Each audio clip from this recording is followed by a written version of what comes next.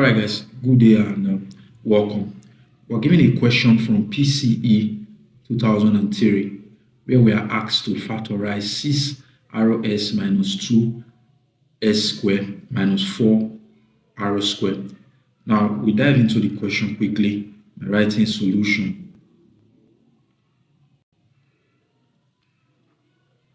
Next, we copy out our expression 6RS minus 2s squared minus 4r squared. We factor out 2 as a common term in our expression. Hence, we have our expression to be equal to 2 brackets open 3rs minus s squared minus 2r s bracket close. We treat r square as our main function in this expression. By that, we're trying to say that we're going to treat r square as x squared. Therefore, the coefficient of r square becomes our a. So our a in this expression is equal to minus 2. Then our b is equal to plus 3. And we have our c to be equal to minus 1.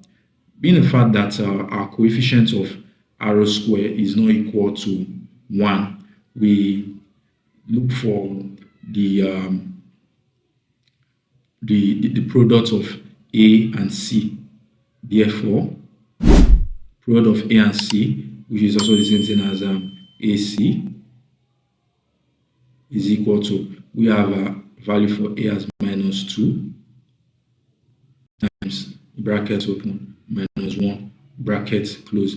Product of a and c is 2. Therefore, the factors of ac that gives us b are plus 1 and plus 2, because 1 times 2 will give us 2 and 1 plus 2 will give us 3, which is our value for b. Having this at the back of our mind, our expression 2 brackets 3rs minus s squared minus 2rs bracket close is equal to 2 brackets 2rs minus s squared minus 2r squared plus rs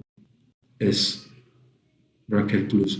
2rs and plus rs takes the place of 3rs. However, we choose to arrange our expression like this in order for us to factorize easily. Therefore, our expression becomes a 2 bracket.